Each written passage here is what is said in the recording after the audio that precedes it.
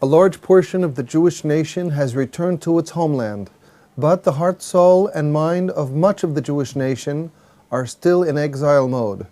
This state of affairs must and will inevitably change.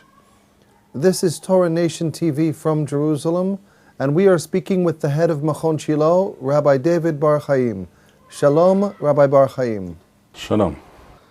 Does the Torah educate us to view this world in a negative light and to focus all of our thoughts and efforts on Olam Haba, the next world? Well, the truth of the matter is that we find in the Torah, both in the Torah Shebichtav and in the Torah Sheba'al Peh, we find different lessons and different messages which can seem at first glance to be contradictory, and therefore one can walk away from seeing such sources somewhat confused.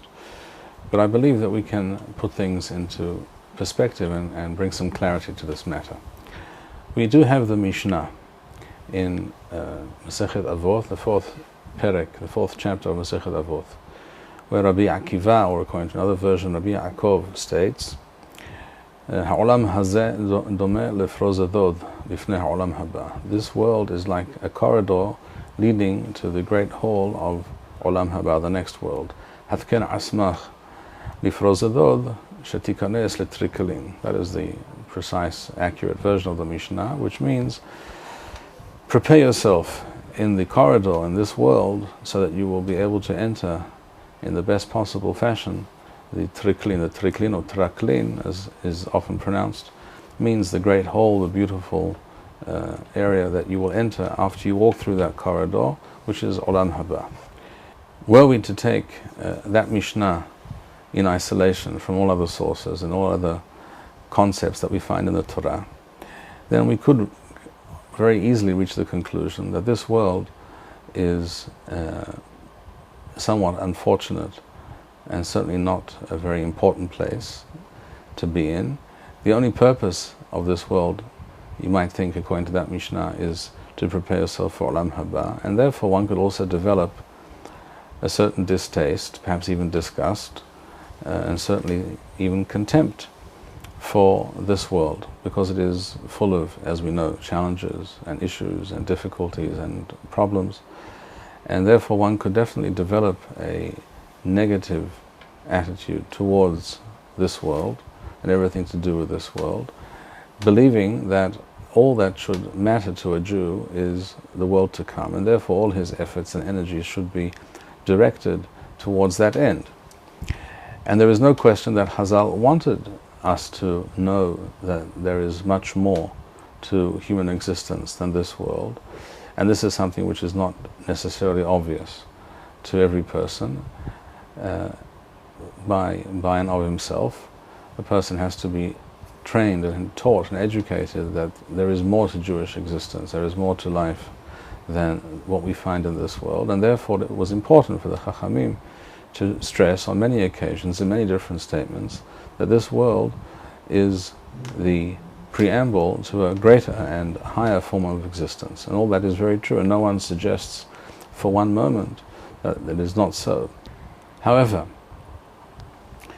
the question is, does the fact that Olam Haba is a higher and greater reality than Olam Hazeh, does that fact necessarily imply that Olam Hazeh is to be viewed in a negative light, that it should engender within us disdain or even contempt or perhaps even disgust? That, I believe, is the view that some people take based on a perusal of certain sources and reading certain books on the subject, but I believe this view is mistaken. To further prove this thesis, the Ramchal, in the beginning of his book Mesilat Yesharim, quotes the Mishnah at the end of the fourth chapter of Masechet Avot, where it states, "Al korhach ata nosar wa al korhach ata nolad." You are created and born against your will. In other words, you are not consulted. It is decided by Hashem that it be so, and you have no say in the matter.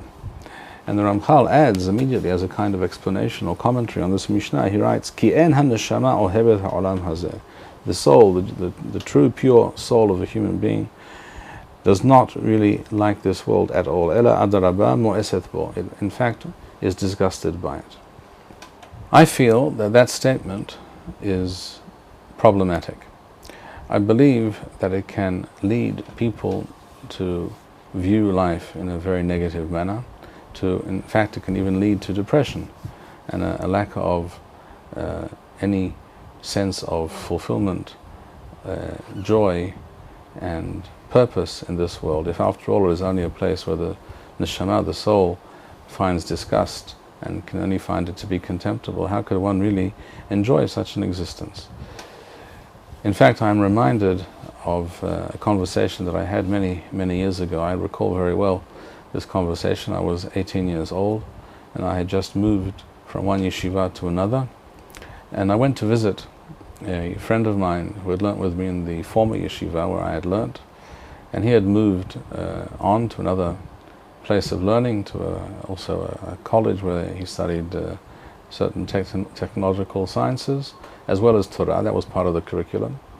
And I asked him, what are you studying, what are you learning nowadays? And he said, learning this, learning that, and he mentioned that we're learning Mesilat Yesharim, the book of the Bar Ramchal, the famous Mesilat Yesharim. And he said, you know, I must tell you the truth. And he was also an 18-year-old young man, as I was at that time. He said to me, I must tell you the truth, I find his explanation and his presentation of the Jewish view of life, the Torah view of existence, to be very depressing.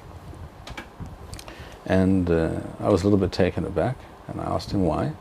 And he said to me, because according to this understanding, according to this philosophy of life, as the Ramchal presents it, nothing in this world should be enjoyed, nothing can be enjoyed, nothing can be viewed in a positive light, and this world altogether is something that we just have to get through and survive somehow in order to get to where we're supposed to be going, and that is Olam Haba. But everything about this world is really a big drag at best, and if not, and if perhaps even worse than that.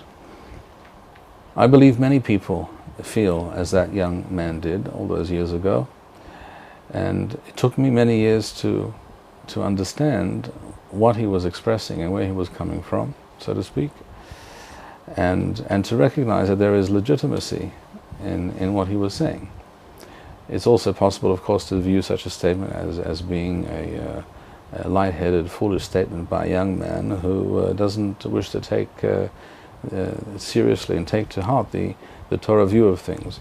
But I believe there is a lot to be said for what he was expressing. The fact that this philosophy of life can lead to very negative results.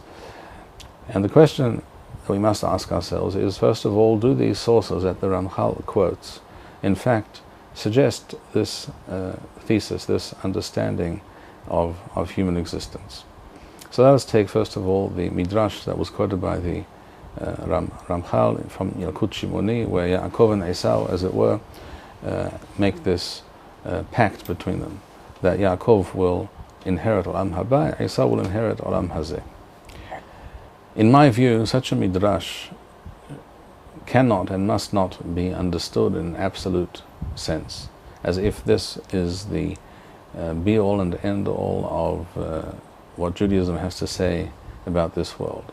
If one does take that attitude, and that is apparently the attitude the Ramchal takes, then one reaches the conclusion, as he himself writes, that therefore this world is eno helkeno, in his words, it is not our portion, it is not for us. We're here, as it were, by chance. We're passing by, we're passing through, we're guests, we don't really belong to this world, and therefore it is difficult to find any great purpose and pleasure and meaning in this world. I view such a midrash in an historic context. That is to say, many such statements by the Chachamim were made in the wake of the disastrous end result of the Bar Kokhba Revolt. As we know from many historical sources, the Bar Kokhba Revolt, which at first was successful, ended in disaster. and it was more or less a death blow to the Jewish people's continued existence in Eretz Yisrael in a very successful and thriving manner. The revolt, according to Roman sources, was 580,000. Another few 100,000 apparently were sold into slavery. Nearly 1,000 Jewish settlements were destroyed, according to these sources, and the overall result was total and absolute disaster. Certainly something on the scale of the Holocaust, and perhaps in relative terms even greater.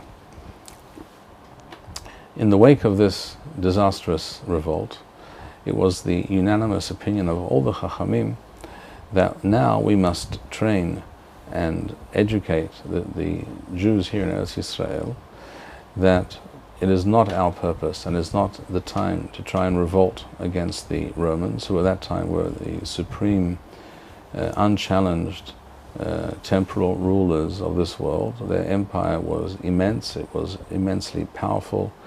There was no nation and no empire that could stand in their way.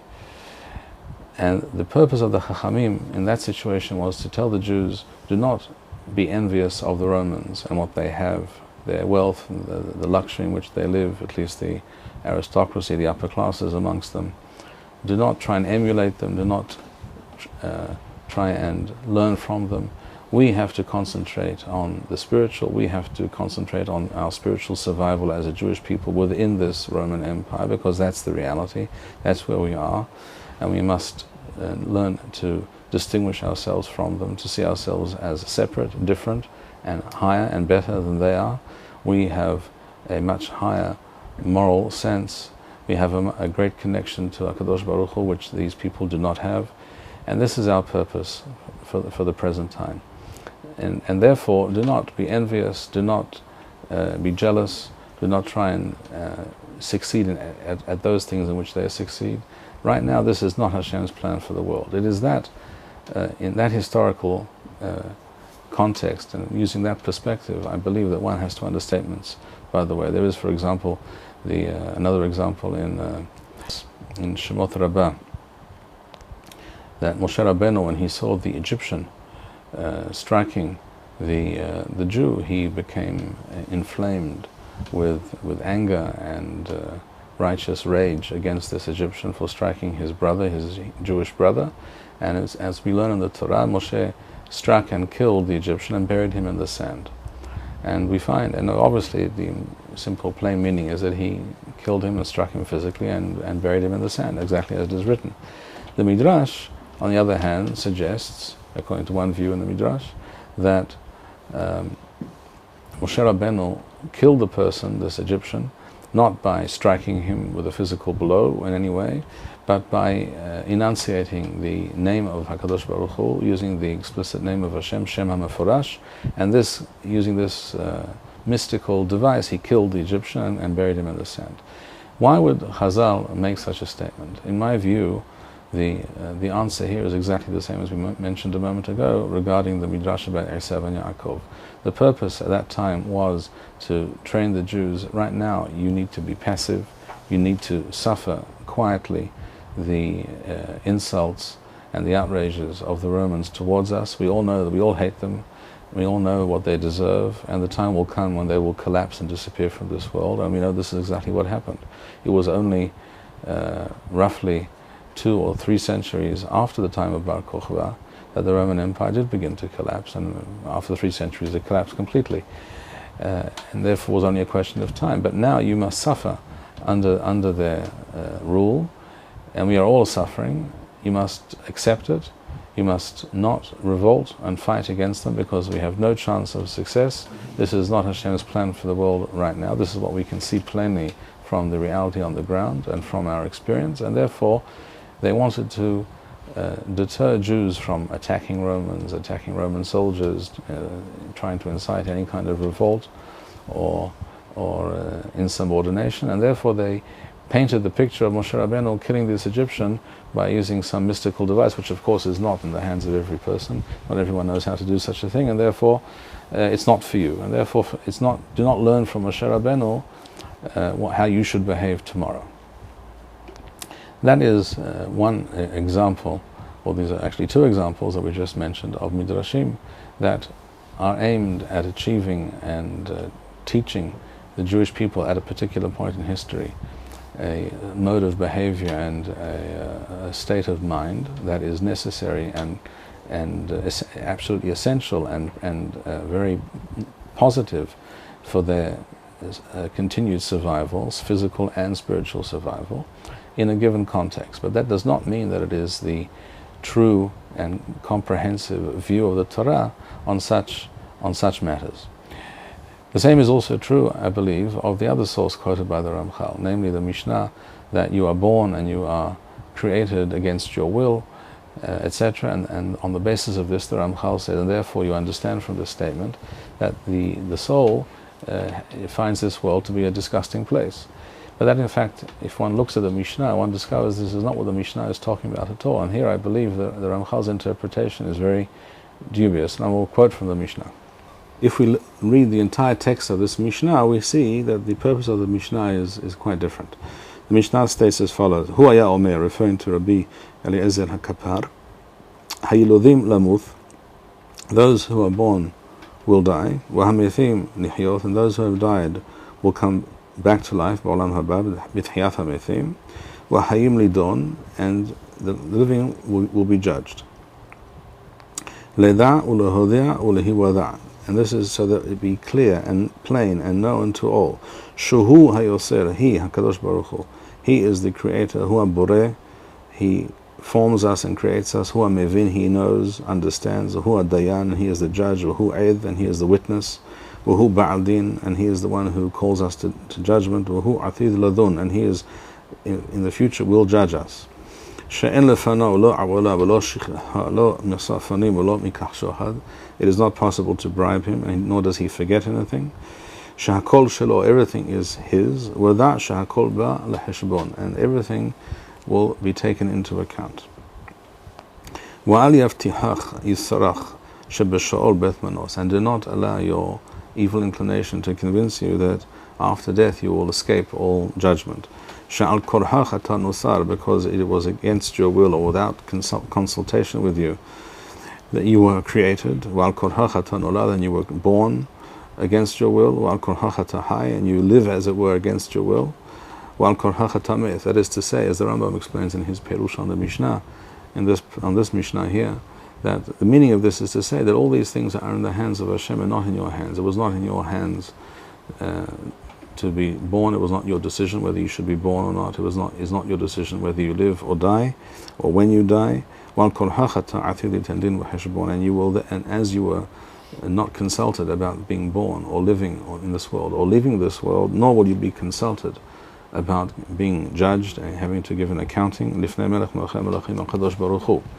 When we read the entire Mishnah, and not just the last few words, or just a number of words at the end of the Mishnah, as the Ramchal quotes, we see that the Mishnah here is coming to tell us one straightforward and unified message. That message is that the big questions about why you came into this world, or who decided that you should come into this world, and who decides that you should live, and who decides that you should die, and when you die, and what will happen after you die, and will you be judged, and will you have to give an accounting for your actions?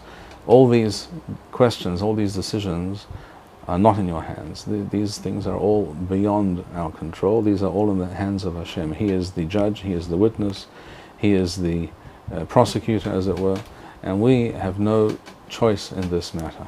We have no way of escaping His judgment. We have no way of deciding whether we live or die, and how this happens, and when it happens, and what will happen after that time, and how we will be judged, and what the result of that judgment will be. There's no way to influence it by bribery or any other method. It is all in the hands of Hashem. That is the purpose and the aim of that Mishnah. It is not, however, coming to state, as the Ramchal implies, that you were born against your will. That is to say, you were born against your will because you do not wish to come into this world to begin with, because your neshama is disgusted by this world. And I can prove that this is not what the Mishnah is telling us, based on the Midrash, another Midrash in Midrash Tanchuma, Parashat Pekudei, in the third section, which I will quote. In this Midrash, we find a long, detailed description of how a person comes down from the upper worlds into this world, how a person is born, how the soul is joined with a body and brought into this world. And the Midrash describes the following: that the angel whose purpose it is to take the spirit, the neshama, and join it to this body, brings this spirit, this neshama, before HaKadosh Baruch Hu, and the spirit immediately says to HaKadosh Baruch Hu, Dai li ha'olam shayithi dar miyom shebirathani. I'm quite happy in this world that I have been in from the moment that you created me, says the ruach, or the soul. Lama rosonecha lachnisani b'tipa zos rucha. Why do you wish to introduce me into this drop of semen and bring me into this world? Shani kedosha u'tora. I am holy and pure. Vani gezura megizrat kevodecha. I am created from your glory. What does Hashem answer? You would imagine he would answer, well, actually you are quite right, and I'm placing you in a world which you will find disgusting, but that's how it is, that's my decision. But that's not exactly what we find in the Midrash. The Midrash goes on to say, Miyad omer HaKadosh Baruch Hu laneshama, olam shani machnisech bo, the world into which I am introducing you, yehelach yafeh yehelach mima she'ha'ith dara bo. It will be better for you there than the world where you have been till now. Uvesha'ah she'yisartich, and when I created you, you were only created for this, to be joined with this drop. And the same, or the similar notion is then repeated later in this long, lengthy discussion, which we find in the Midrash, where the angel says to the person, Beni teda shal korhacha tanosar. This is, of course, a quote from the Mishnah we just mentioned. I know that now you are being born and brought into this world against your wish, or that is to say, not against your wish, by the way. I think that is an incorrect interpretation, as some people would translate it against your wish. It's not against your wish, it's not up to you, it's not your decision, it's without any consultation, and you have no power or influence over this matter. And therefore you also will die without being consulted. And you will later give an account for what you did in this world.